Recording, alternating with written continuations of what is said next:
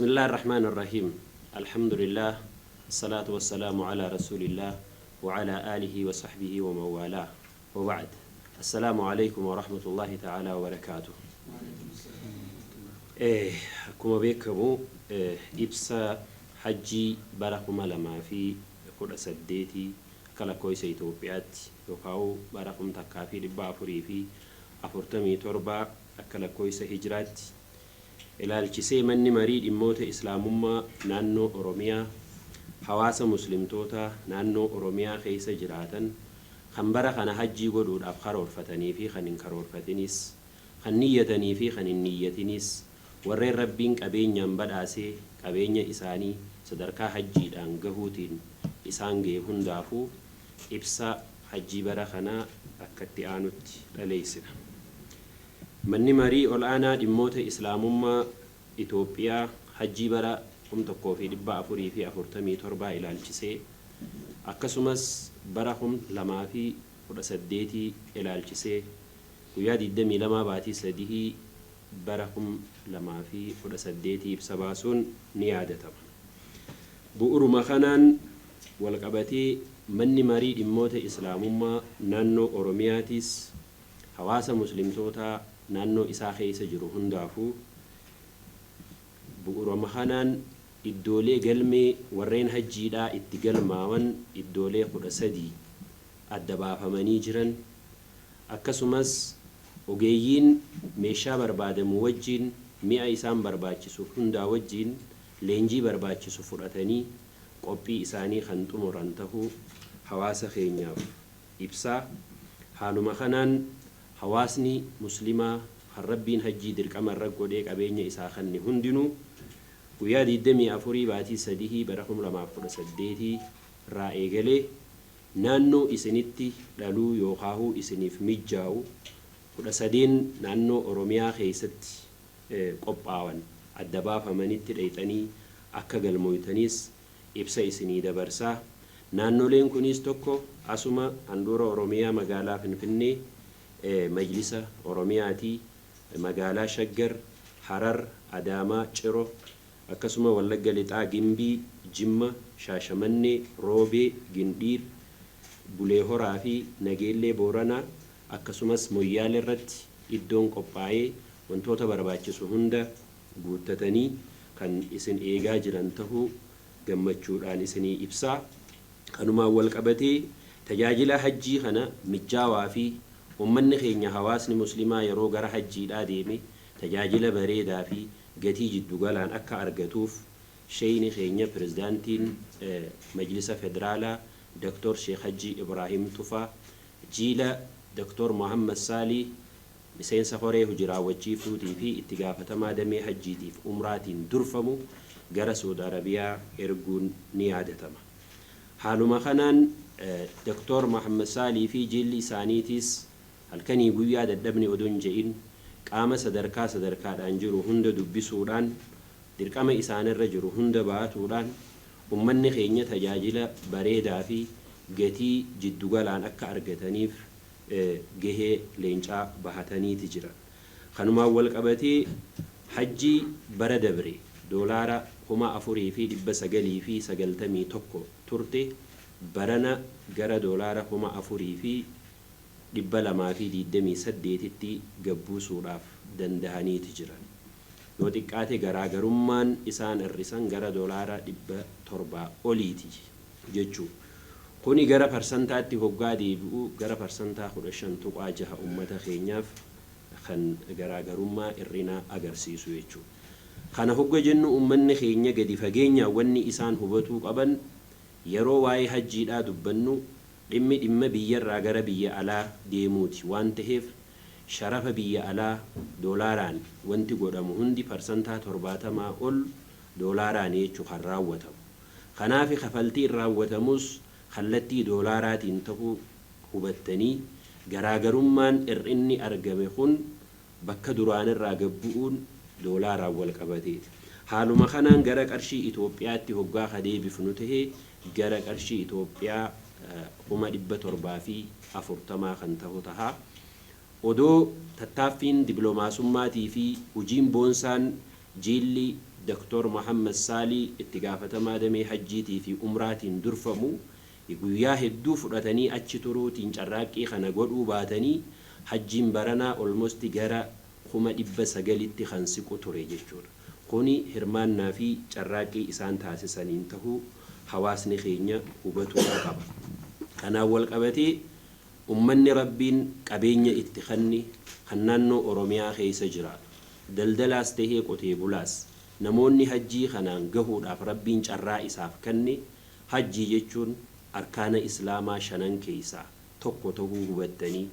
hajjii yoon godhin islaamummaalleen akka namaa hin guutamne tahuu hubattanii osoo fuula rabbii deemtanii rabbiin irraa isin hin gaafanne dirqama rabbiin isin irra godhe akka bahattan isin yaadachiisa. Achumaan dirqama bahatuu qofa osoo hin tahin namni hajjii dhaqee darajaa inni qabu rasuulli sallallahu alaihi wasallam akka guyyaa dhalatetti deebi'a jedhanii galata hangana hin ja'amne waan dubbataniif carraa kanatti fayyadamtanii hajjii bara 1447 yookiin bara 2018 guyyaa har'aan tanaa irraa eegalee kan galmeen isaa eegalamtu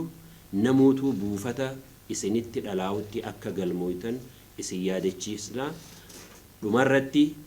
carraan kun kan jiru hanga sha'abaana guyyaa 7 qofa jechuudha. Sha'abaana guyyaa 7 yookiin guyyaa 18 baatii 5 bara 2018 qofa jechuudha. Kunis kan godhamuu danda'e karaa ministeera hajjiidhaa kan Saudi Arabiyaatiini. Kanaaf carraan kun carraa yeroo dheeraadhaa waan hin tahiniif ummanni keenya hundi hubattanii hajjiin galmeen isaa kan jirtu hanga sha'abaana guyyaa 7 tahuu beeytanii bakka jirtanii akka galmooytan dirqama keessan akka bahattan maqaa rabbiitiin isin yaadachiifna. Sha'abaana 7 amajjii 18 bara 2018 mana marii dhimmoota islaamummaa naannoo Oromiyaa.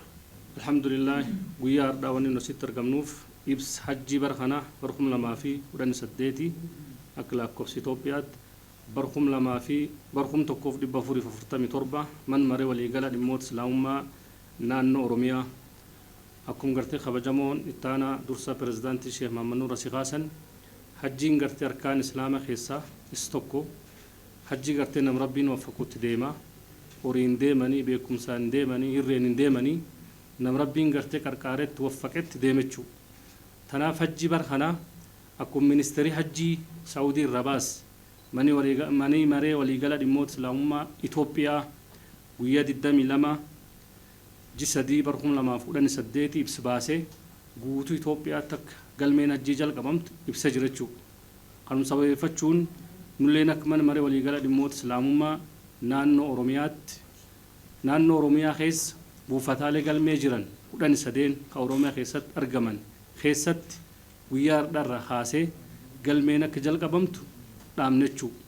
Kanumaan wal qabsiisee hajjii fadaa'il hajjii mani keessan baanechuu. Hajjiini arkaan islaamaa keessas tokko hajjiin gartee bakkummatii addunyaa aalama ajamaaf arabaaf diqqaaf guddaaf jaarsaaf dargaggeessitti wal gahechuu bakki gartee cubboo kaan diilitti dhiqatan jechuu. Tanaaf namni rabbi laaffisee fi karoorfate bara 2018 akka lakkoofsa Itoophiyaatti bara 1447 akka lakkoofsa hijira rasuula sallallahu alaihi wasallam namni karoorfate martinuu akka inni deemee buufata Oromiyaa keessa jiru kilaasteraan leentaatu akka godinaan leentaatu godin Oromiyaa guutuu godin 21f magaal 23 walumaa galatti godinaaf magaal 44 keessatti buufati galmi ammoo 13 hatay keessatti akka galmooftan isanii dhaamnechuu. Akkuma gartee ministeerii hajjii baase jilam keessatti galmeen akka xumuramtu ramadaanaan duratti galmeen akka xumuramtu armaa ibsinu kennanii jiran jechuu. Tanaaf hajjiin bara kana akka bar duriillee hin jirtu yeroolleen dafanii galmaahu yeroolleen dafanii dhaqqabachuu dhaamnechuu. Kanumirra ka'uun buufati galmee ka Oromiyaa keessa jiran 13 akkuma maqaan armaa nu yaamanii buufata Baalee Roobeen jira, Gindhiirin jira, Gimbiin jira, Magaal Nageellee Booranaan jira, Muuyyeeliin jira, Bulee Horaan jira, Hararin jira, Ciroon jira, Magaal Adaamaan jira, asum finfinnan oromiyaa waajira muummee man maree waliigala dhimmoo islaamummaa naannoo oromiyaa ni jira furii ni jira bakka 13 kanatti shaashamanni ni jira bakka 13 kanatti namu bakkitti dhiyaatutti deemee galmaa'u akka qabasumaan dhaamne akkasuma mallee waliin dhaamne masaajid oromiyaa jiran guutuutti akka guyyaa jum'aa waqta kamiyyuu waa'een hajjii ibsamtu du'aatii nu qabnu ulamaa'iin nu qabnu beektoti nu qabnu hayyooti nu qabnu waan hajjii akkisiin ummat keen kan ibsitee fi hajji ummati keen galmaa'u maan ennaan ummati keen harki guddaan kaan qote bulaa ummat baadiyyaa kee jiraatu sooshaal miidiyaalee meebii dha'uu dadhaba tanaaf ammoo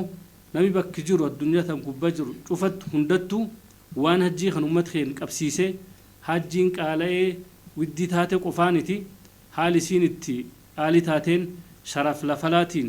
maallaqa hojjaa harma deeman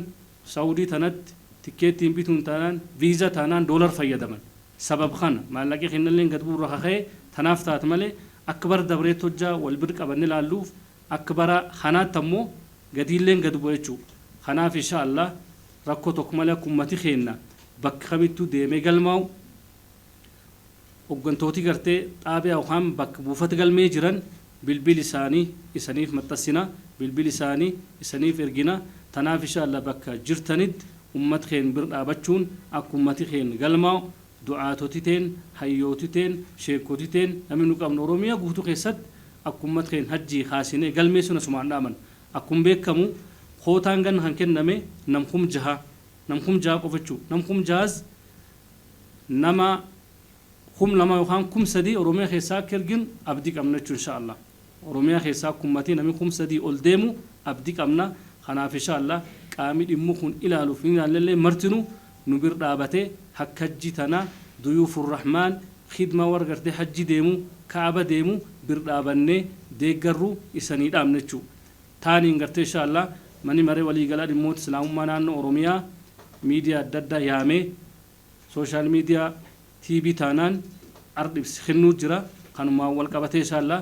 miidiyaaleen dhaamseen kan akkisan ummataan nu geettan akkisan bakka baraan nu geettan abdii qabna akkuma magartee taanaan pirezidaantii kennuudhaan yeroon hajjiilleen gabaabaa shaabaan torba dhumata shaabaan jechuun ramadaanaan duratti oodhu dhumatuuf ummat keen dammaqii situumuun juma kamiyyuu keessatti muhaadara kamiyyuu keessatti bakka namni wal qaban marattu waan hajjii ittimne